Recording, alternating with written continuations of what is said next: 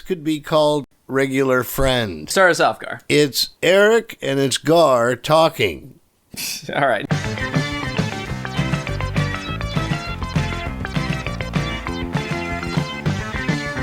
I really dig you, I do.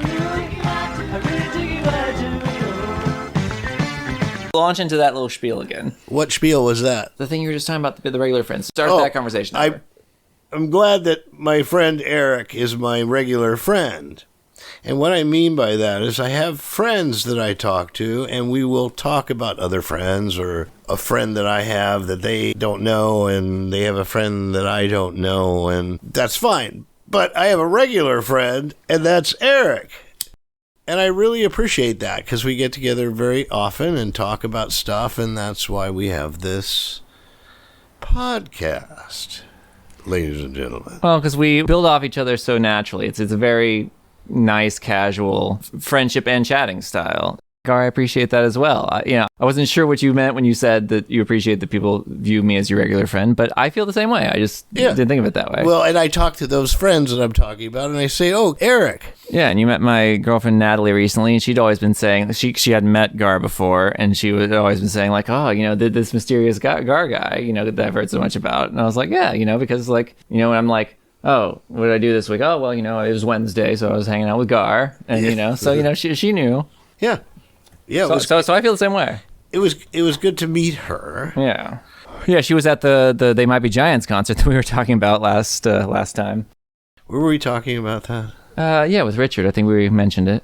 They Might Be Giants. Yeah, Garr and I saw They Might Be Giants. They packed us in like sardines. Oh, yeah, it was at the Wiltern, and it was standing room only, but it was sold more than comfortably fit in the standing room they had. So, and we came slightly late, and so we were having to wander around, and the ushers, the security people, were not being helpful at all. They're like, no, you just can't be here. You be somewhere over there. I'm like, okay, well, help us find a spot.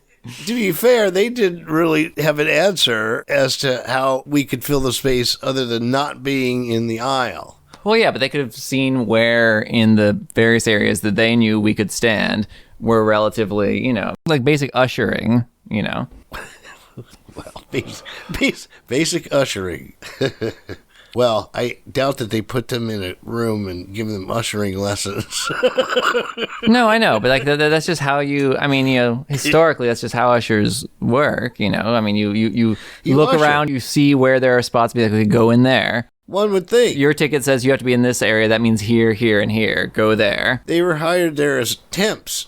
Yeah, they were basically bouncers. But without the bounce. Yeah, without the bounce. They were bubblers. The bubblers. Yeah. We think, what is it? Methinks the lady doth protest too much, or is it just protest too much? Just protest. Doth stands in for do. It's like it really stands in for does. It's an extra th. Well, yeah. Well, it's a th instead of an s, right? Or es. Well, es in the case of does, but like it maketh versus makes. Yes. Protest too much. Yeah, doth protest too much. Yeah, methinks the lady doth protest too much. Methinks means it seems to me. It seems to me. One would assume that that's it. Yep, absolutely, and that is it. Just an old-fashioned way of saying that. Technically, two different words, think and the think and methinks. In Old English, they were different. Think on versus think on. Yes. Yeah. Apecon. Apecon. I went to Apecon. So. What year was that? Well, it would have been the 70s, and the Planet of the Apes movies were going, and it's right when the fourth one came out. So if you could figure out when Conquest for the Planet of the Apes came out, that's the year. Oh, God. So they had it at the BPOE in Hollywood, thinking that they could compete with what was before the Star Trek convention was a science fiction and Star Trek convention, because, they didn't think, who's going to come for just Star Trek and make it a science fiction, and we'll tack on. Anyway, it turned out it was very popular, and hence the Star Trek convention. So other people with conventions, they all wanted to start one. Beatle Fest is the one for the Beatles, and Well, to be fair, that's the, forerunner to modern day convention. Correct. It's the same thing. Yeah, it's the same thing. No different, just bigger and more corporate than it was. I mean, it's back then. It was more quaint because you had the real hardcore nerds. It wasn't just anyway. These people thought they could put together an Apecon for Planet of the Apes, and it was at the BPOE, and I think there were a total of 10, maybe 15 people that showed up. How many were they expecting? Well, I don't think they knew. And so there were the usual sellers of stuff, magazines and comics and things like that. And then they were going to show the movies and show the new movie, Conquest for the Planet of the Apes. Anyway, it was very funny because, and they had people that were doing makeup that worked on the original Planet of the Apes. I don't know if they'd worked since or what, but they were makeup artists. And there was some kind of raffle where they would make someone up as an ape using their prosthetics. Anyway, this very pimply-faced, nerdy guy won the raffle, and they made him up like Cornelius. Mm-hmm. Anyway, that's neither here nor there. Well, Planet of the Apes. Apecon, ladies and gentlemen. The best They Might Be Giants live album, What? Severe Tire Damage, which is the one that Dr. Worm comes on, is the one that I told you about that ends with the Planet of the Apes series of tracks. Yes. Yeah, because they used to do that in their live shows. I would guess that. Yeah, well, guys after your own heart in that regard. Yeah. So I was thinking the other day, Garr, I was like, it randomly occurred to me, and it's the kind of chat that I would say with you. So if you had a lot of money, and let's say that, not talking about like charity and supporting your family, whatever, but you had like a silly amount of money, what kind of dumb shit would you buy? Like, what's some weird, dumb thing that you would be interested in having that's prohibitively expensive, but if you had fuck you money? I know what mine is, so I'll say what yours is first. Since I was like 14 or so, I've loved like blimps and dirigibles and zeppelins and stuff. I would get a blimp. Wow. And just like a full scale. Yeah, yeah, a big old one, probably a zeppelin, probably a rigid airship. I'd get my blimping license or whatever, and I'd just blimp. Wow, that would be kind of cool. My mother has done a lot of weird shit. She's had a lot of interesting jobs in her life, but she has been on the Goodyear blimp. She was doing some sort of something where she was. How'd you feel about that? She thought it was cool. Not as cool as I would have thought. She told me that, and I was like, Mom, that's the coolest thing. It's the coolest thing you've ever done. Just hanging over everything. I'm fascinated by them. Lighter than air travel. Hot air balloons are pretty cool. Hot air balloons are cool. Well, I think so, but I think that the lighter than air, the cool air balloons, the blimps and the zeppelins are super cool. I probably would be scared either way. Sure. Do you get scared of the heights? I do, but it's not a... Or air travel? It's not a manic fear. Yeah. I don't like flying in planes. I get very nervous. Yeah, a lot of people do. My brother hates it. Yeah. He flew a lot less as a kid than I did, so like I like it. Because my mind can't get past how fragile we are. And we're fragile anyway, but fragile in the air like that. It's true. Fragile on the road, too. Yeah, one could contend, and there's more people killed in cars. Oh, a lot more. They're much more dangerous than flying, but it's a reasonable fear. Like, it's not like a numerical fear, but like, I get it. It doesn't bother me, but I don't think that's like a crazy thing to be afraid of. I mean, air travel's insane. Man wasn't meant to fly. Yeah. That's why I find it so magical. Thematical? So magical. Oh, it's so magical. Oh, yeah. Yes, look what humans can do. It's insane. Yeah, our big old brains. So I was thinking about artificial intelligence. Oh, yeah. And how humans are moved, their psychology moves them. We were sort of meant to do that. That was what nature gave us. Mm-hmm. But it's the thing that undoes us because you get crazy stuff all the way around. And I'm thinking that AI can do the same thing, make the same mistakes. So it's not going to be infallible. It's not like you're creating this thing and, okay, it's never wrong. It's going to be wrong. And what are the consequences of that? I was watching the 60 Minutes thing with the robots, that they'd put brains in artificial intelligence and they are physical. They're about 4 feet high, and they taught them to. Well, they didn't. They didn't teach them. That was the crazy part. They told them basically, you kick the ball to this goal, you kick the ball to that goal. And they were saying that at first they were like 6-year-olds just chasing the ball, and then after a while they started developing strategies, and they showed them playing, and they're like strategically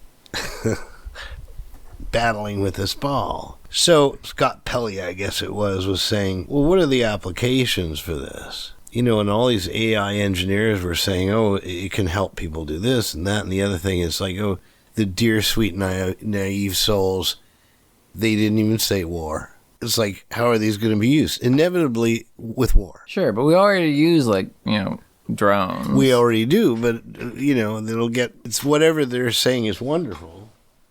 Mm-hmm.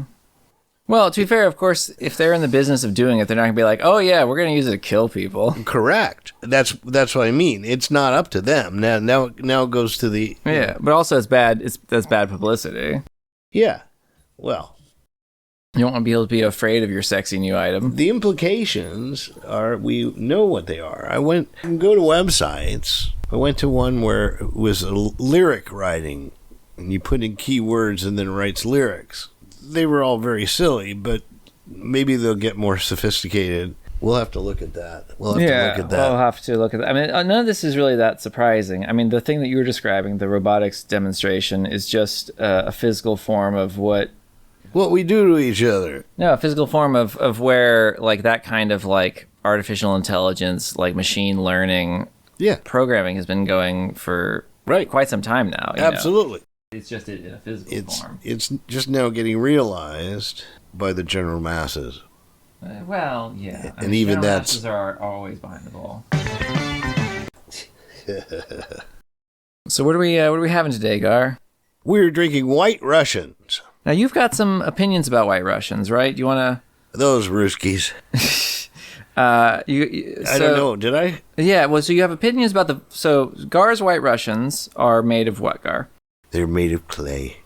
Yeah, my feet of clay. They're vodka and Kahlua and half and half. Yeah, so the half and half is an interesting choice. People often use whole milk, but you prefer the half and half. Yeah, why not? I agree. That's how I feel as well. I like to have my coffee with half and half, given the option. But actually, nowadays, I usually We're living in the lap of luxury when we use the half and half.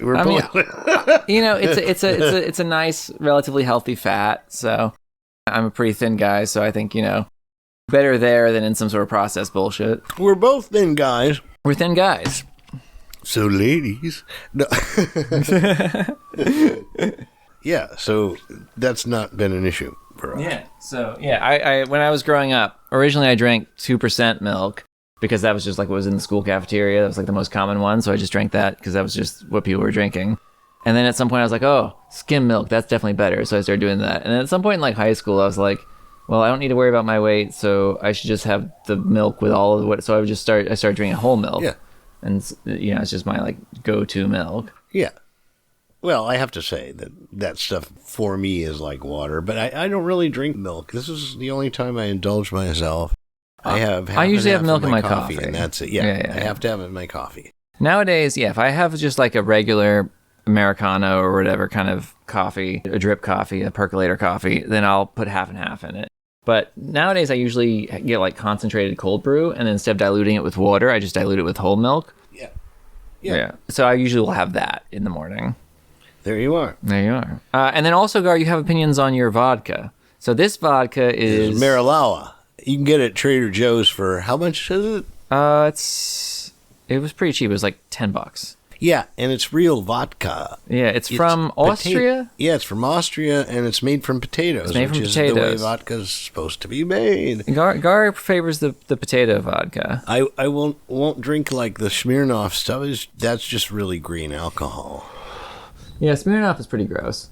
I don't mind the grain alcohol necessarily because that just does mean it comes from grain. I mean, vodka has very little flavor other than just being alcohol, so I don't mind. But some are good and some are bad. And it's funny because like the price doesn't necessarily tell you. Like, there are some good cheap vodkas. Yeah.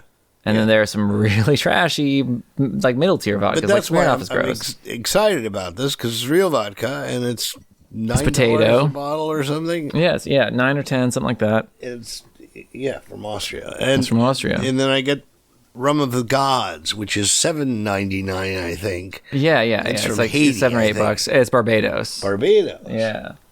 And it comes in both a light And it's a, real sugarcane yeah, rum. which I Again, appreciate. like not like Captain Morgan, which is going to be grain alcohol with flavoring. Is Captain Morgan grain alcohol? Yeah, they're all that cheap alcohol. A lot of the cheap ones are, but Captain Morgan, I'm not sure because I think it does come from somewhere in the Caribbean in this bottle. maybe in New York. I'm wrong. Yeah, I I'm would not sure. like to be wrong. Yeah. For Captain Morgan specifically, I'm not sure. Definitely, there are some cheap rums that are just grain alcohol with whatever rum flavoring is. But I appreciate the cane rum. Yo ho ho, and a bottle of rum. Plus, I like the name Captain Morgan. Captain Morgan was a pirate, Yes, He was from Wales, I think. we used It's a to Welsh play name. at this club where the Captain Morgan girls would come in to push the vodka. Mm-hmm. And have you pose for pictures with them. I still have one of them on my refrigerator. She is a looker. And I always refer to her as the hussy. She's not, of course. She was just doing a job. Yeah, she's getting paid.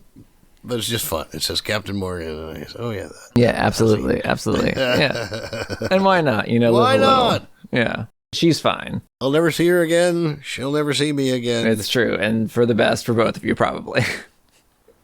Although, wouldn't that be a story? That would be a story if you're writing scripts. Yeah, That's absolutely. a good story. It's true. You meet this girl, and then 2 days into dating her, you realize, oh, she's the girl that I posed with the Fireball whiskey bottle or whatever. But see, we wouldn't really know because she's just somebody in the Mm-hmm. picture. She doesn't have an identity. She's Yeah, but she would know. If she saw her, she'd be like, that's me. she may know, herself. Yeah, in the same way that perhaps. you would know if it was I if the shoe would- were on the other foot. If you saw you, you'd be like, well, that's me. I know I would. I'd be like, Yeah, oh, I know it's well, me. Why is there a picture of me on your wall? Yes. God bless her. Yeah, absolutely. Well, wish her well. Yeah, hip hip hooray for Captain Morgan. Hip hip hooray for Captain Morgan. Yeah, why not? Yeah. Now speaking of birthdays, Yeah. I don't know. Oh, okay.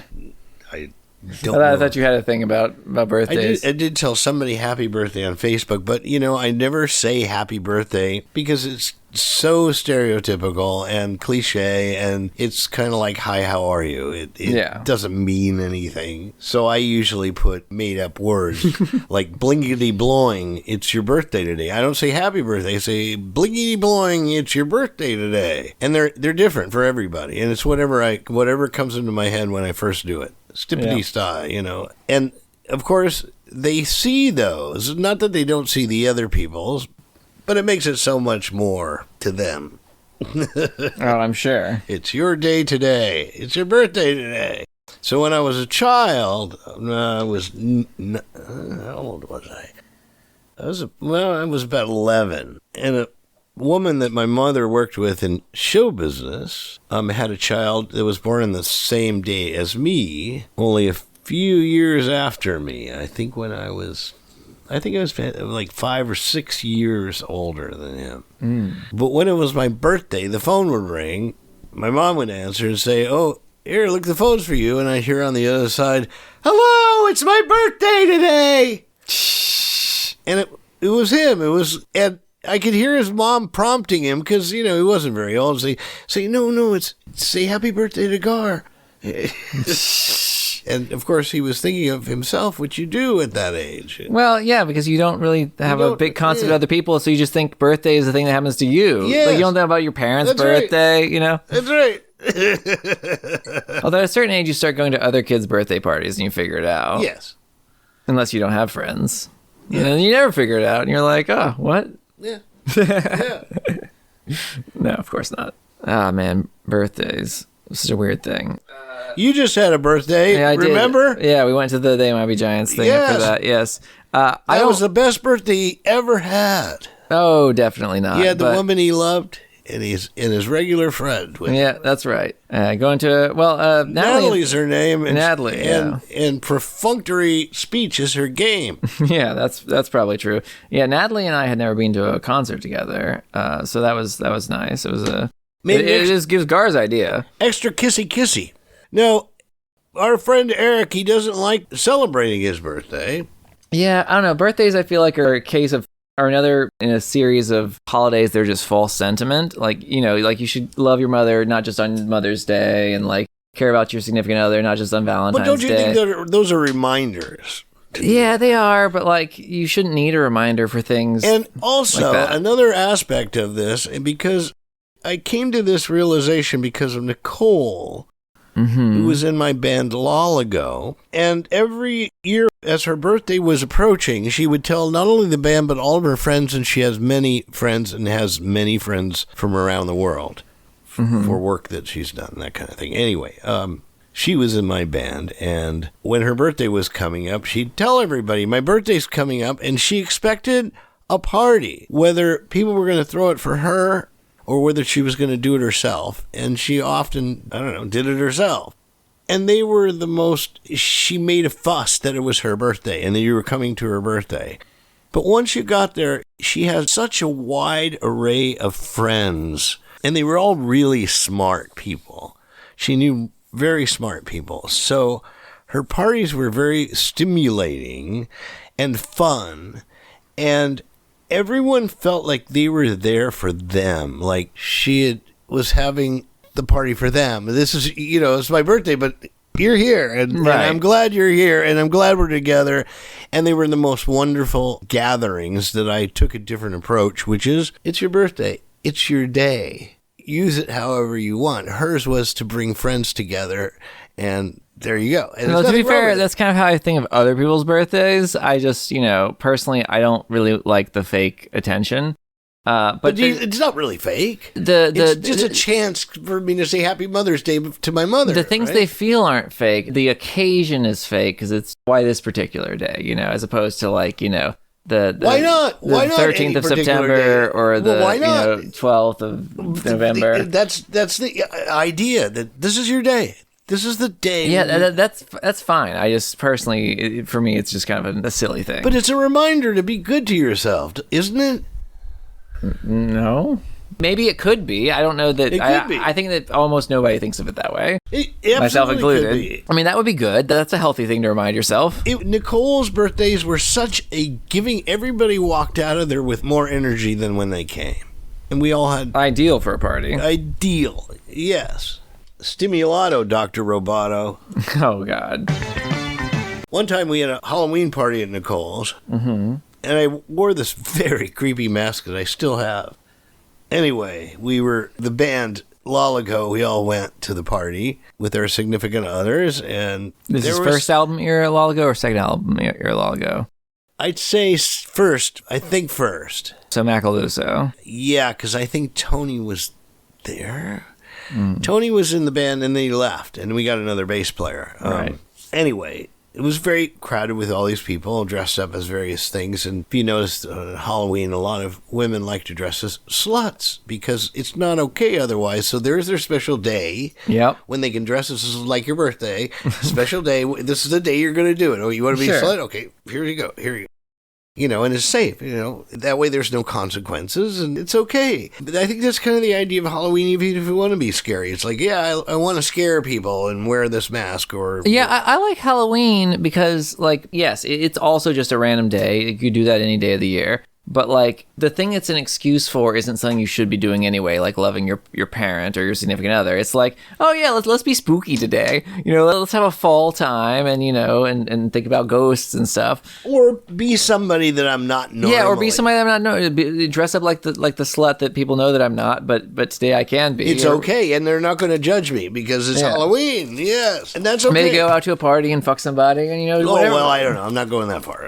Well, I mean, hey, to each his or her own, Well, so anyway, we were at Nicole's party, and there was a guy that, and she knows everybody that comes. She's happy to see everybody that comes. And this guy that was dressed as a vampire, and he'd stuck in those those teeth, the fangs that you can strap into your regular teeth, right? No, yeah. What do they call those? I know what you're talking about. I don't know what they're called, or I don't remember. It was first era a while ago because Sean, the drummer, was in the band, and Sean was from Idaho originally. Anyway, that's aside from the point. So we're all on Nicole's balcony, and the guy who was dressed as a vampire decided he wanted to try out his teeth or at least scare people with his teeth, and was getting in character a little too much. And he had poor Sean backed up against the wall, going, doing this nervous light. He's going, I'm going to bite you or whatever. And his fangs are getting closer to Sean's neck. And he managed to escape. But he was very scared, like really scared. And I think the guy really liked that he had scared. Yeah, I mean, that's really Sean creepy. so much, yes.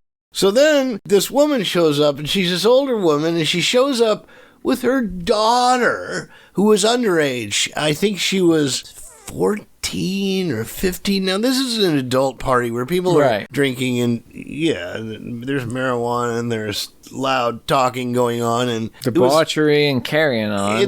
It's no place for a child, and it was bad taste for this woman, or bad taste. I guess that's giving her too much credit. Yeah. It's bad parenting. She brought this child to the party. So anyway, some guy dressed as Fred Flintstone was talking to this underage person who was wandering around the party. And then at some point he did something that creeped her out or something. So she told her mom. And so the mom was mad at Fred Flintstone. She was mad that, which is like, okay, you're putting your daughter into the fire and she's getting burned and you're surprised. Exactly. You're surprised. So, poor Fred Flintstone. So then it's at some point he's talking to this guy who is his friend, who is dressed as something else, and says to him something about getting with some woman that was there, and I don't know if it was the little girl or not, or even the mom. But at some point, this woman showed up that was kind of half Halloween, half not, and nobody seemed to know her. And so she got along with Fred Flintstone. And this is the daughter still, yeah? No. Well, the daughters and the mom are somewhere else. Angry. Oh, okay, sorry. Angry at Fred Flintstone. And so he then picks up on this woman that shows up half Halloween, half not. And the woman kind of wants to rebuff him at some point. And she goes to the bathroom, and he goes in there with her. And so she tells him, okay, go stand in the shower and close the curtain. I'm going to pee, and I don't want you to look, and stay there. Mm-hmm. So she does her business, and she leaves the bathroom, and leaves Fred Flintstone. And yeah, and why not? I mean, what a creep. Shower with the curtain drawn. So then some other woman walks into the bathroom, not knowing. Yes, of course. He's there, and she starts to do her business, and she sees him in there, back there, or something. Yeah, she sees him catches a glimpse, and she comes out screaming. And so everybody at the party now is mad at Fred. Oh, yes, because he looks like a creep. Because to be fair, he was kind of creepy. So we all banded together to kick Fred Flintstone out of the party. I mean, what? So as we're escorting him out, he says, "Oh, fine, you made like you were my friend." And I said, "Nuh-uh, I'm not your friend." Anyway, that's the end of the story. Not anything more than that. No, but that was hilarious. What a weirdo. Well, from him talking to his friend, I heard him saying, he wanted to give somebody the bone, there's Sure. some woman there. And, I mean, he clearly wanted to give the bone. And, as is my desire a lot of the time, I always want to mess with people who are at parties, usually drunk or something. I have a tendency to mess with people. Yeah, you also just tend to mess with people at the grocery store. Yeah, but it's different. It's a different messing with people. Oh, yeah. There's it's messing tamer. with people where you're just trying to check them out of their reality for a second and look at what's around them. And the same thing with the more aggressive one. Right. But it's a difference of magnitude. Yes, difference in magnitude. Yeah. Never any violence. Never any. No. Trash talking. No, it's mind fuckery. As my dad used to say, he'd be like, Yeah. you've just been mind fucked. Yeah. Because he also liked to mess with people. I love that. Unexpected. Yeah. Because it becomes like the hi, how are you? Where it doesn't mean anything to say hi, how are you? Right.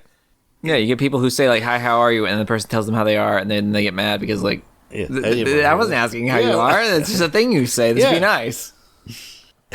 To be fair, when someone asks, how are you? I just say, fine, or okay, or yeah, good, you, whatever. Like, they don't really want to know. They don't want to be like, oh, yeah, well, last week, it's been difficult because, no, they're not asking that. Well, and that's for friends who actually care. It serves a purpose, though, somehow. It's like a way of acknowledging each other without too much commitment. It's a phatic phrase. I acknowledge you acknowledge me, okay.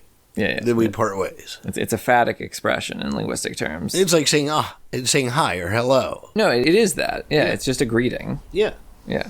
Well, and that's fine. It serves a function. You don't actually want to tell the cashier how you're doing today. Well, it's different levels of communication. Right. So you've got the farthest ring, and then you work your way to the core, which is, hopefully your significant other, your very best friends, your daughter, your mom, whatever. Right. You get closer to it, the closer the person is. Yeah. Well, that's just the nature of human interaction. That's right. Yeah, absolutely. Yeah, again, hi, how are you? Hi, how are you? Yeah. But there are ways of making people aware that you're just turning wheels. You're not paying attention. Sure. Because that's what we do. Because we look for patterns, and we get into patterns with everything in our life, kind of to make sense of chaos. Yeah. And just to, have a little bit of fun on the side sometimes, you do patterns of things that you like and not of things that you don't like. And well, it's joy. When I say something bizarre that nobody expects and they get a giggle or a laugh or a smile, then it's good. Yeah. Well, and then, that's an invitation to, they're like, oh, they're down to play a little bit. You can say some silly stuff. It's an invitation to play, yes. Yeah. It's an invitation to play, exactly. And some people really get into it back. Oh, yeah. I learned that from my dad. He had people that he played with regularly. They had a banter, an interaction. And was, as he would say, it was never mean. Mm-hmm. Because he was never mean. And he was from New York. Yep, he was from New York. He was from the Bronx, right? Yes. I always think he was from Queens, but I don't think he started... No, I was born in Queens. Yes, you were from Queens. I know, but I always accidentally ascribed that to your dad. Yeah. Yeah. Good old New York. Yeah. Nayak, which is the slow motion version of Nyuk Nyuk. I only know that because there was a Three Stooges comic book. Mm-hmm. And of course, when he said that, it was Nayak. Yep. Nayak, everybody. Nyuk. Everybody's trying it now who's listening. Try it. Yeah, that's right. Yeah, write it out. Nayak, say it. Nayak, fast.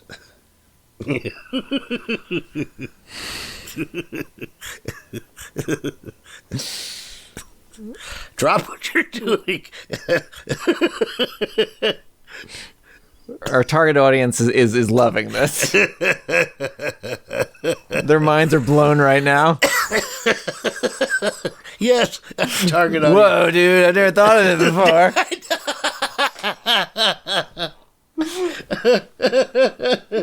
Nayak, man.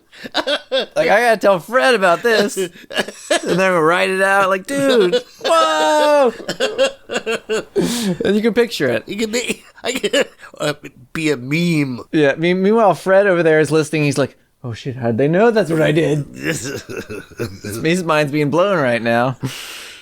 Oh, man. Wait, who's Fred? No, in the example that we were just making up. Oh, I was yes. saying someone listening named Fred was like, well, how'd they know? His mind's blown.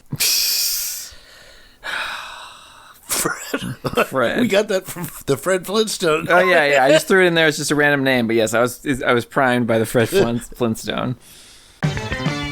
Well, happy birthday, Sweet 16. Sweet 16, yes. It took me long enough. And now we're here. Lyrics I really liked Now We're Here. From Lost Boys. Oh, yeah. Which is available on Spotify if you want to listen to it. Yeah, it's also Bandcamp. Don't give them any. Oh, yeah, no, you're right. But there are two different versions, aren't they? But yes, it is. No, there's only one. Oh, okay. Yeah, I get thrown off because it's on the. No, whatever. it's Lost Boys. It's the one that I say in my mind the most perfect thing that I've done. Like I don't listen to it and wince. No, I know the song. I did everything I wanted to do on it, and it worked. So it was a success. And the lyrics: "Boys, baby, boom, watch light fading from the room. My tribe, my crew." It goes on It goes on. Da da da. It's what we wanted to do, Lost Boys. Oh boy. Now I gotta look at it. Do you want to look up the lyrics right now, or do you? That's crazy, man. That's crazy, man. Okay, get out of the way. Yeah, our target audience is sitting there. Yeah, sitting there waiting. Now they're awestruck. Audience with a W in this case, because they're in awe. That comes from the Latin. Audience does, yeah. They're the listeners. This is where audio comes from. Same word. Boys. Baby boom. Watch light fading from the room. My tribe, you're my crew. It goes on. Okay, you're my crew. It goes on because we love what we've chosen to do. Now we're here. And so it's that now we're here that you were talking about, that you... Yes, correct. Yeah. I like the lyrics in Lost Boys. Oh, like I said, I know the song. I just thought there were two versions because there's one on the auto-generated YouTubes, and that's mostly newer versions of things that you put on Reverb True. Nation. No, I know Lost Boys from the solo album. Yeah. Is that Thin Air? Thin Air, yes, Yeah, from yeah, Thin Air. yeah. It's a good one. Yeah, so listen to that on Bandcamp on the From Thin Air. Yes. Band camp. Yeah. Where people go camping for music. That's right. They camp out. I have many friends that are on the band camp. Oh, yes. Yeah. Yeah. I only know of two, but the two that you showed me, they've got some interesting stuff. Oh, I mean, I guess I know three, but the third one doesn't, so I won't mention. Well, music as a business is very different. Yeah. It's not chosen by people that, It's not directed by suits. sign you to a record deal. It's been proven over and over again that that's not even necessary in the mix. It's been made more democratic. And in that, it carries its own problems. Yeah, there's pros and cons to everything. There's just a sea of music out there. And getting attention Yeah, but now is you getting just... harder and harder. Well, but it was hard in the days of the guy behind the desk at the record label. In a different way, yeah. Yeah. Now you have to find an audience, Mm-hmm. and depending on what the appeal is of your music, but like that's part of promoting yourself. But now you have to promote yourself to whatever it is that you do, as opposed to promote yourself towards whatever that guy is interested Yes, in. right. So, then it becomes on you, and it should be, right? That's part of being an artist, is getting yourself heard. And true to yourself would have to be the rally cry for that. Absolutely. Well, Yeah. and I think that, the kinds of things that are successful in an internet era are a lot of the things that are very true or speak to a moment. You're completely right, because anybody that we admire artistically, whether it be music or painting or writing or whatever Absolutely. it is. Wait, I just lost it. True to yourself or speak to a moment. Oh, yeah. The people that we all admire, artists that we admire them because they've somehow taken the route to be themselves. Absolutely. What comes from within rather than a hired gun. Yes. And I tend to like those kinds of artists more than the speak to the moment kind of artists, because those are people who are catching on to a feeling, and these are people who are setting a mood, speaking to a thing. Yeah. Because it's how they feel. Inevitably, you say, oh, I relate to that. Absolutely. And that's magical. It is magical. Yeah. Nothing Absolutely. like it. Yeah. The music moves the human psyche faster and more than just about anything else. Yeah. Well, that's because it's audio, but I mean, the written word and paint on Paint by canvas numbers. Yeah. And visual art or whatever, sculpture, painting, also move the psyche as well. But yeah, audio has a bit of a Glitch. Well, it's got a bit of a head, a note in its favor, because you can appeal to things that work for us auditorily. As opposed to live? Is that Yeah, what you're saying? if you could paint by like tastes and scents or whatever, that would win out, because that's so charged to memory. But audio also is very primal. I would contend that audio is perhaps more in memory than anything else. I don't know, man. I can. But it's hard to say, I can 'cause smell or taste smell something, goes into that, and too. it'll make me think of a specific moment. Yeah. That's what "In Search of Lost Time" by Marcel Proust is about. It's about involuntary memory triggered by the senses. Yes. And there's the part where he's like drinking the tea with the crumbled madeleine in it, and he's reminded of his grandmother or whatever the hell. Anyway, yeah. So I feel that when I taste something or I smell something. That's wonderful. But audio is also very, because it's very primal, like you always say. A drone and the 12-tone scale, A440. It's very. We're attracted by the same thing as humans. Yeah. Well, and we've used rhythm and meter so much. That's why poetry was such a thing, is because it was used, you can remember it. Heartbeat. Yes. A rhythm is also something you can depend on. Mm-hmm. Okay, I'm going to depend on it. It's going to go... Language is rhythmical. Yeah. Rhythm is really everything, because everything's a rhythm. Yeah. So making a song, having tones and rhythm, definitely has an advantage, in terms of appeal, because as humans, we're drawn to that. It's funny because the melody more than words. Yes. Not that words aren't important, but you get a good melody, you can put anything in it. Correct.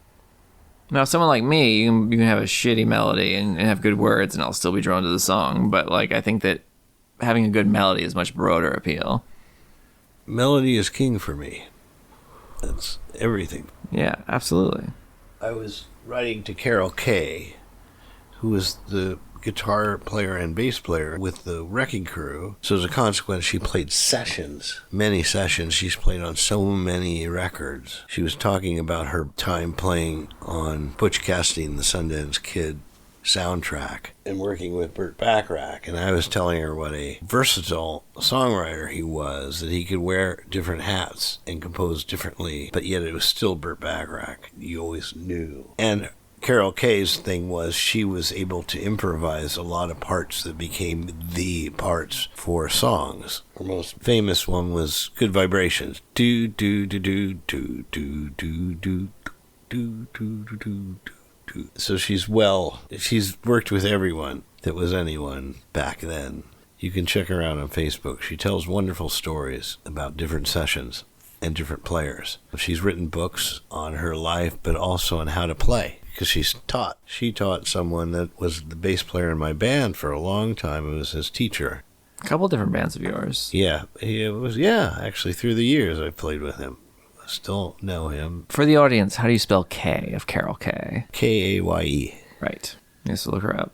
Yeah, definitely a pioneer in the music business. Not just a pioneer, but a mainstay. She was so important in the fabric of music. She always talks about how she started in jazz, just playing in jazz bands in the late 40s, early 50s, and then took some studio work and found out that she could get paid twice as much as she would get paid playing a jazz gig. She had a family to feed, and one thing led to another, and she was in one after another recording, respected by all the musicians she played with, and she respected them as well. So check her out if you can. Absolutely. Carol Kay, everybody. Carol Kay, everybody. Thank you very much. She taught Darlin' Baby how to play bass. Yeah. Which is a testament to her. Now, Darlin' Baby is not his real name. His real name is Dave Curry, a very, very fine bass player. Absolutely. A man who truly owns his instrument. When I say somebody owns their instrument, they are at one. And that is definitely the case with Darlin' Baby. Anyway, he plays in a band now called the Jazz Butchers. And you can see them around various places. They do jazz. They just played at the Baked Potato. They play there a lot. And they also play the Mint a lot. Yeah, we saw him at the Mint. We did see them at the Mint. Yeah. Darlin' Baby was glad to see me. I was glad to see him. Yeah. DB was really good. The keyboardist was good. The drummer was good. Yes. And Dan West is in the band, too. Yeah, he was on the keyboards. He was doing it. I enjoyed watching him. Another man you've played with. He knows what it's all about. He was in my Nitpickers group. I started a group where we would get together once a week, and we would present the song subject from the previous week. And that was determined. Each one of us put a name or a phrase or a word into, it wasn't a hat, it was a bag. And then we would draw one out, and that was going to be our song for the following week. So needless to say, we got good at it, and we learned to stop nitpicking our songs so much because we got a lot of good songs out of them. All of us did. I came out with Chimpanzee in Me and Dungeon on Lancashire from that group. Also, Torn Up Pieces of Paper. They were assignments, so a lot of those songs have those words in them somewhere. With Chimpanzee and Me, it was Whiskey Brown, which is not the same as Murphy Brown. All right, we're going to find out what's happening in the kitchen. We will be back with you shortly. Oh, I told you I was making a drink, Garr. I can't tell from your sign language. I whispered in your ear. I wasn't listening because the mic was on and it's still on. It's still on. That's okay. We'll cut this part We'll out. only find out. Yeah. I was listening. I was going to say something about... Hello. And welcome back after the interlude. Every picture tells a story. Donut. So I was saying that if I had a lot of money, I would be interested in a blimp. What would you be interested in there, Garr? Oh, what you would be interested in if you had all the money in the world. Yeah. Not worrying about taking care of your family and paying for the, giving to charity. You just have some bullshit amount of money. Paid for and taken care of. That's really all I need. Maybe I have a little extra to give to people. Exactly. And so beyond that, what kind of goofball shit would you pay for if you had the money for it? Like in the blimp kind of universe. Yes. Well, I would not get a dirigible. Yeah, sure. Certainly a personal preference on my part. Well, no, that's fine. That's what No, it's about. That's that's fine. Saying. I stand by it. You won't dissuade me from the dirigible. Yeah, that's yeah. That's what we're talking about. Yeah. But for you personally. For me personally. Yeah. If you just had like an effectively unlimited amount of money and you'd already done what you felt like you needed to do with it, what kind of good stuff would you spend on for yourself? What kind of weird shit would you pay for that you couldn't pay for if you didn't have unlimited money?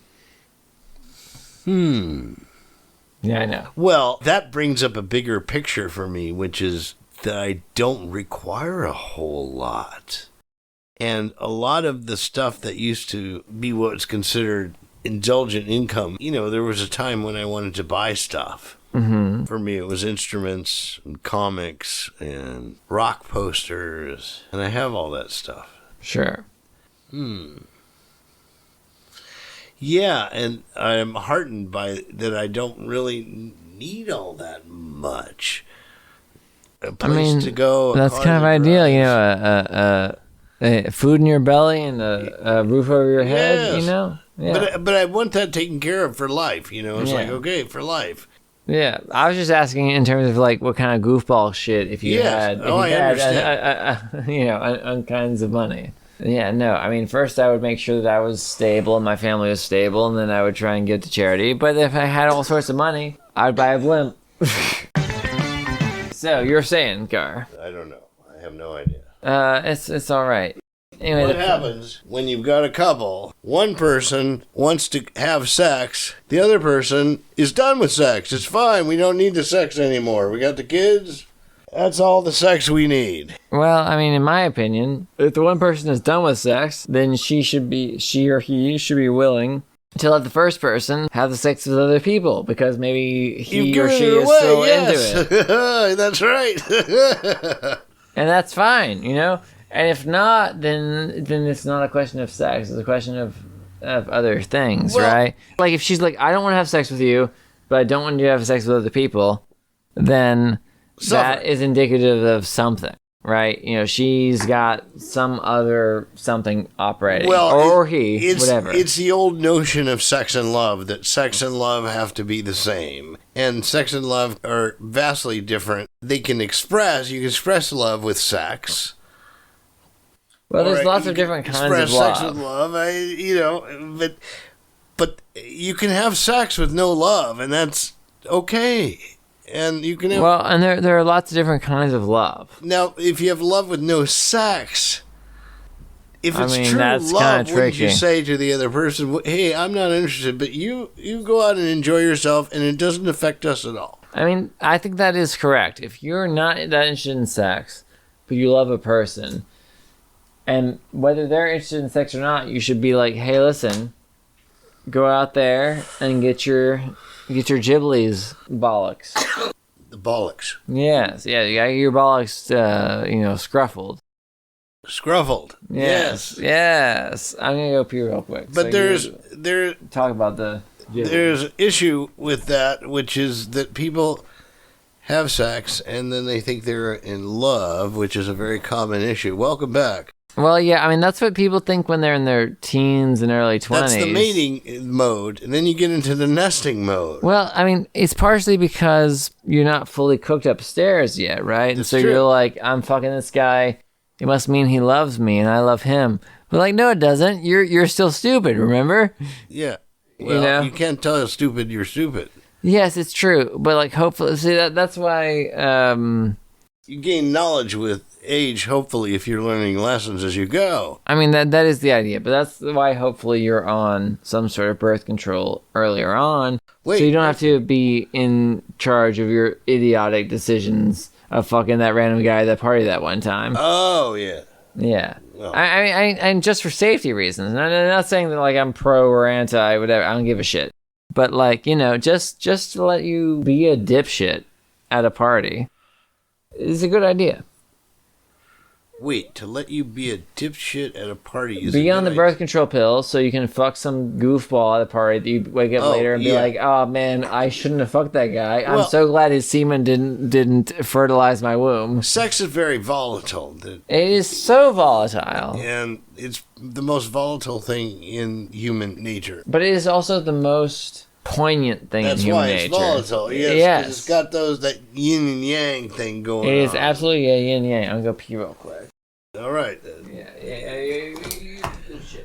You keep ripping on the yin and yang. Okay, what did we trip on this time? We always trip on the chords here. No, I just knocked here at the clubhouse. I just knocked my charger out. It was mine for my phone. These chords are out to get us. Yes, absolutely. They reach out and grab us as we walk by.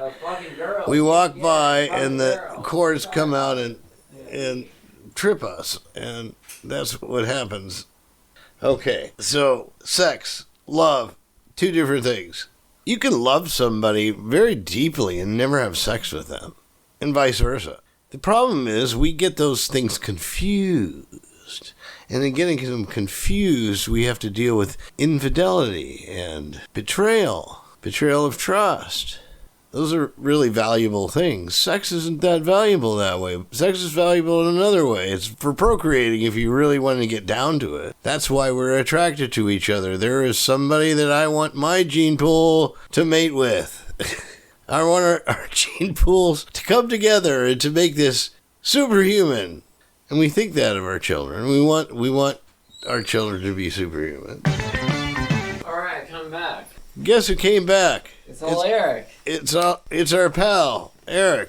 So I heard you talking about the relationship between a man and a woman. No, that could be between anybody. It's true. It could be two men and whatever. I was talking about this with Richard. It goes from man, woman, woman. We follow these things that nature tells us, which is to procreate and nest. Yes. And provide for this being that needs a lot of time to grow and mature. Mm-hmm. So that involves wanting or having a desire to have a stable household for that child, which becomes the whole thing. But then humans get into that and it becomes about affairs and, all that stuff. It doesn't have to be like that.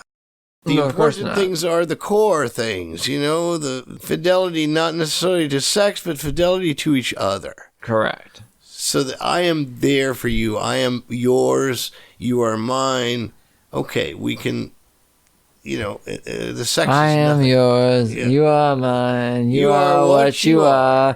And you make it hard. Now, I don't know if you know this, but Éric was a singer in the choir. I was, back in elementary school. Well, he won an award for it. Part of the chorus group, not individually. Okay. Yeah. I did sing in the chorus back in the day, but I had a good voice as a 10-year-old or whatever.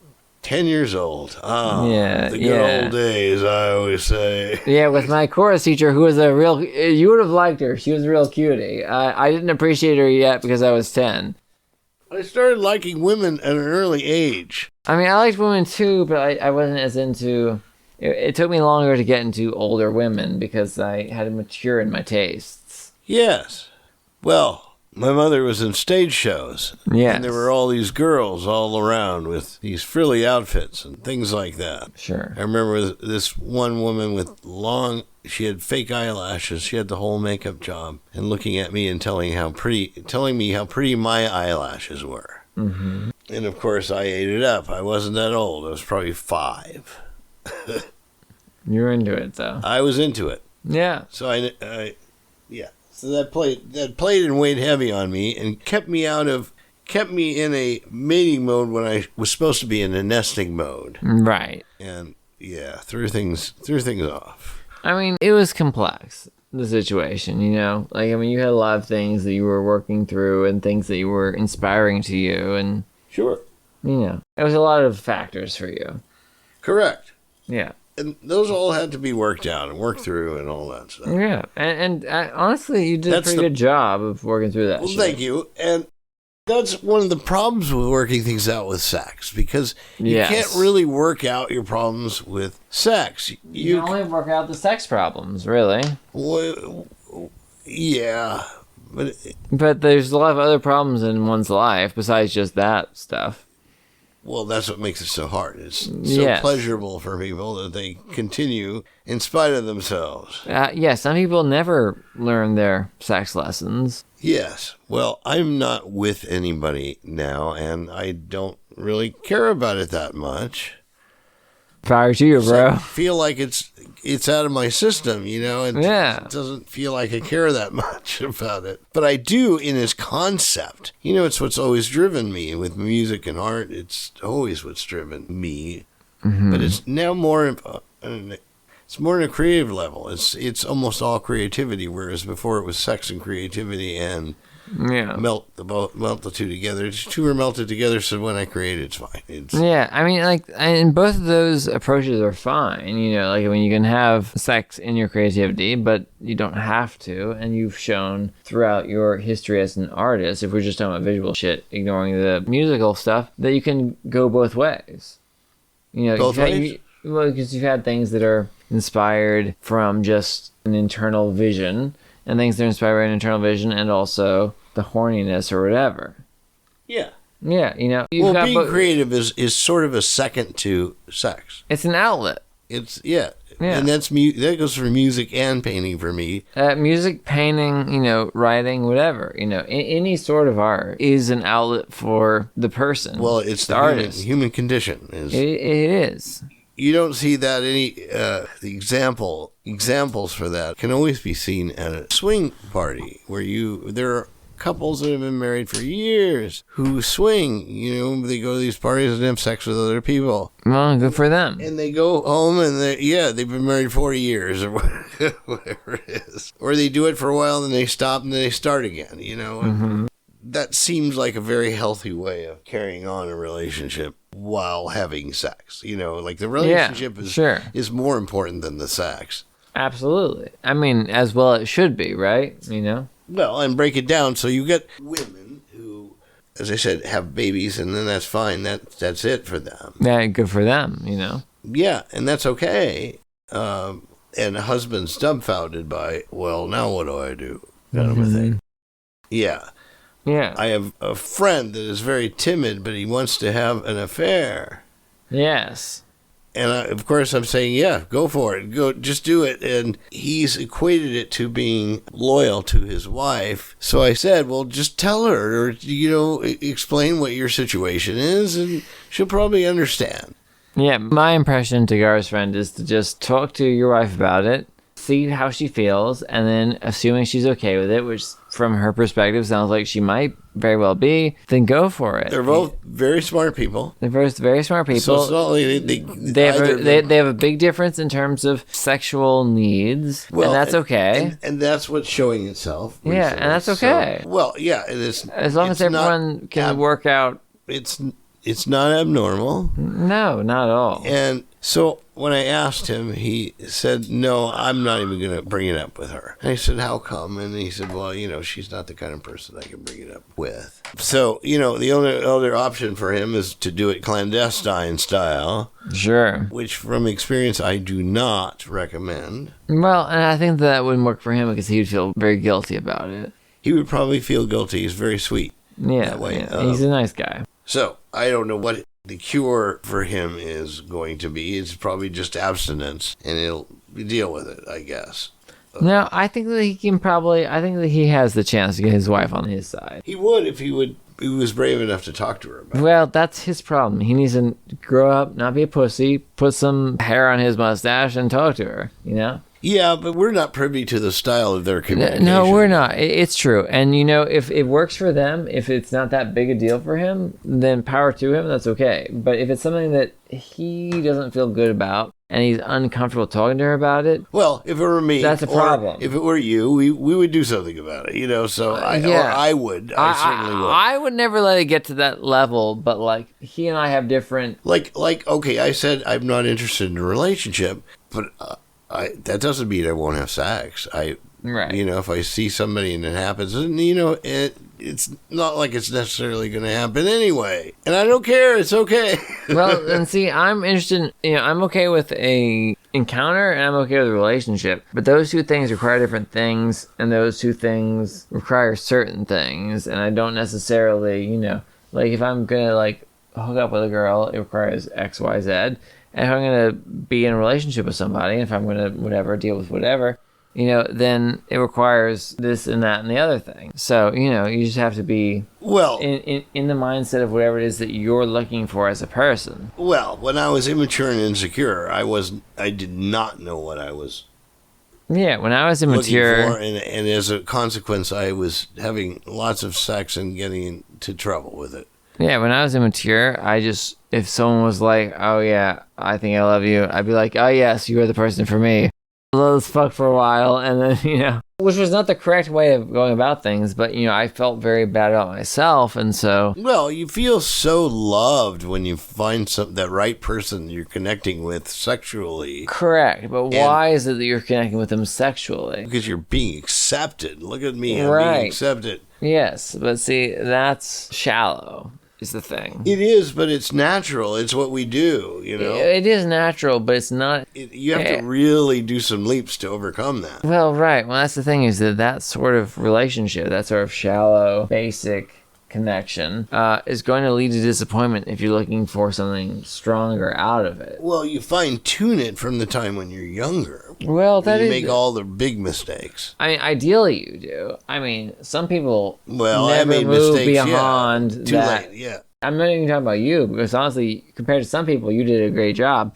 Some people never even move beyond that earliest stage, Like, they just don't have the growth to support that interpersonal relationship. Like, you could have done better, but you at least had a difference between when you were 19 and when you were 27, I had lots of sex with lots of women. Power to you, brother. Well, yeah, you'd say that, but it would have been better if I had the attitude like, okay, this is just sex, and it doesn't mean anything beyond that. But a lot of times I put too much into it. Right, but you couldn't have had that attitude yet because you weren't there yet. I wasn't. You hadn't gotten to that. I had no idea what love was. Right. So I knew what sex was all about. I was going to do it. It felt good. But love I didn't know about.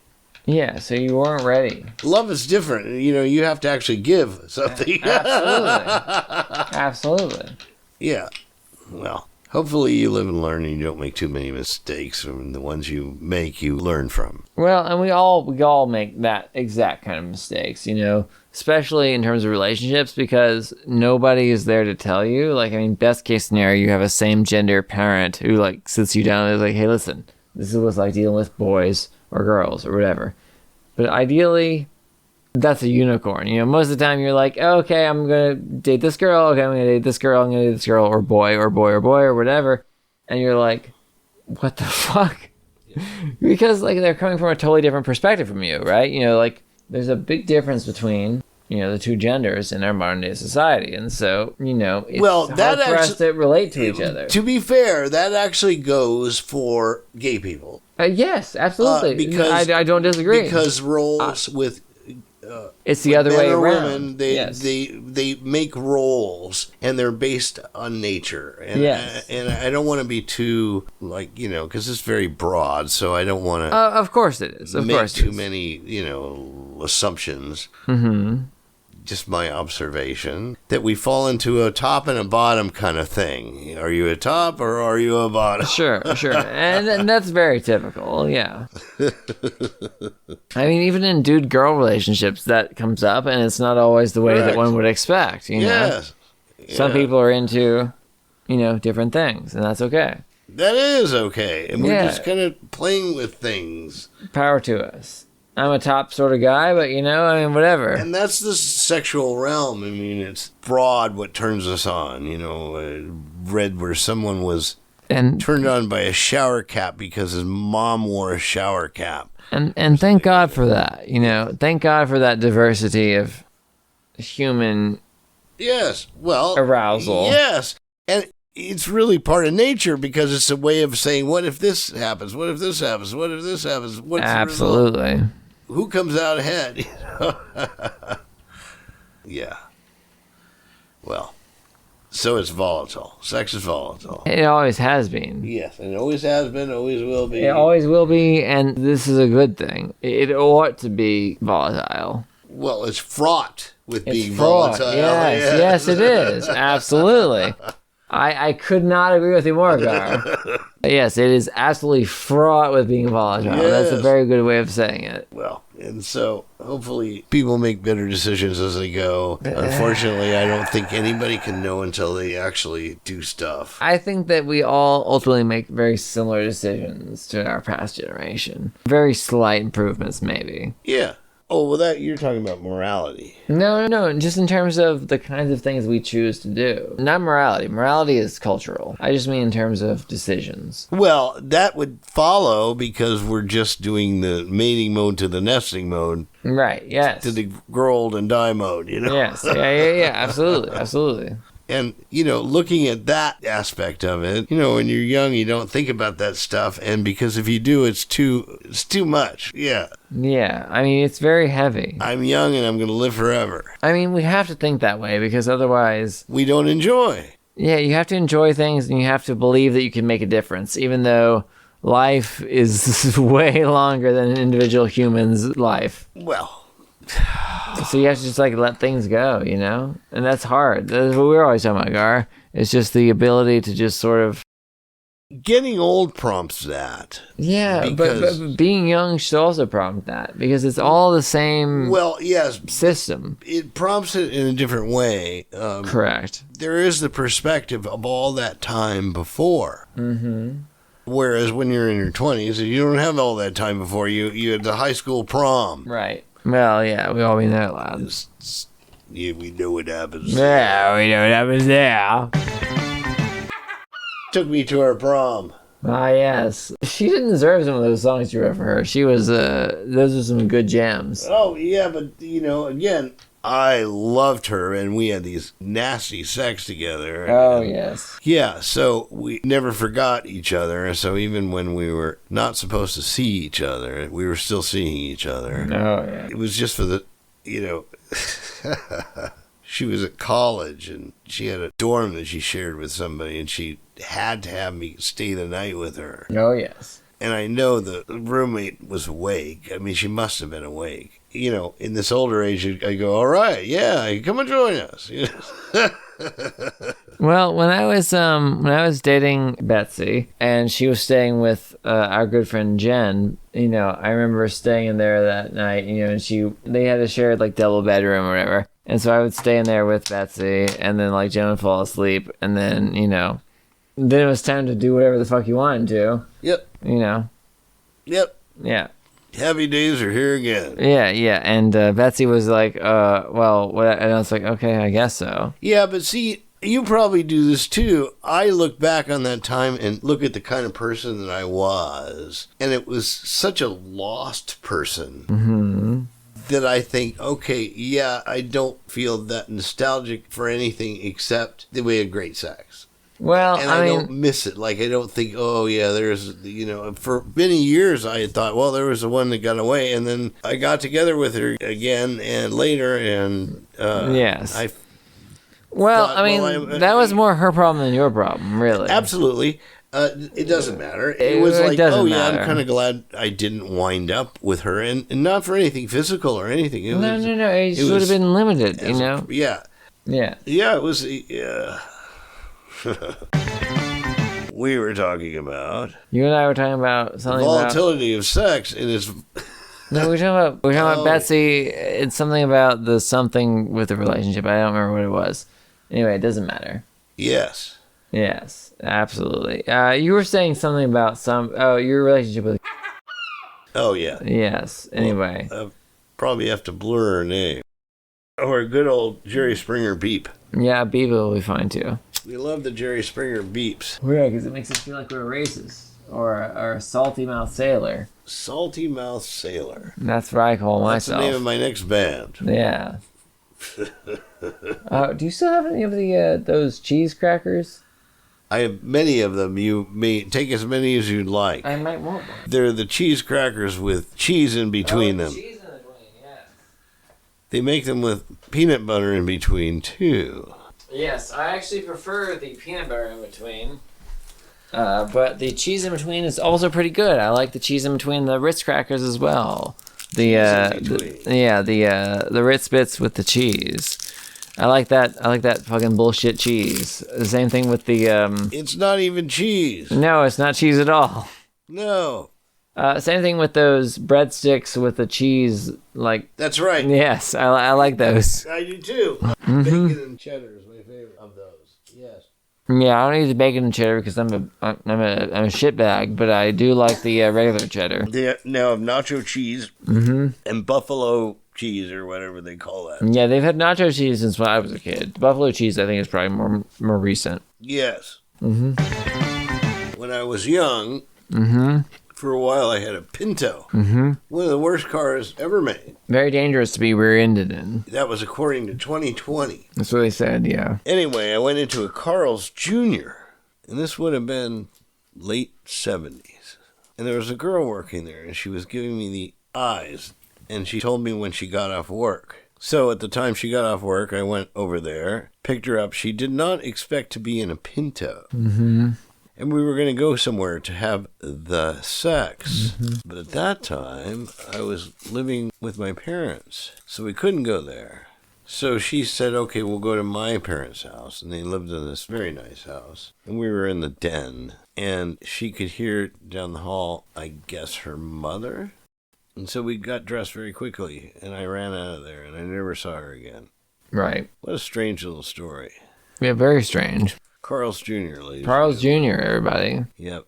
I was young and dumb. Well, we've all been there. We've all been young and dumb at some point, or we're going to be. The idea is to provide enough tools to the child to navigate as best they can. My mother admonished me that don't ever get a girl pregnant or you're not coming back here. That was when I was a teenager. Well, we've all been young and dumb. Sorry, that was me re-recording that line. But yeah, no, my mom told me. It stuck with me, though, because I never got anybody pregnant. Okay. No.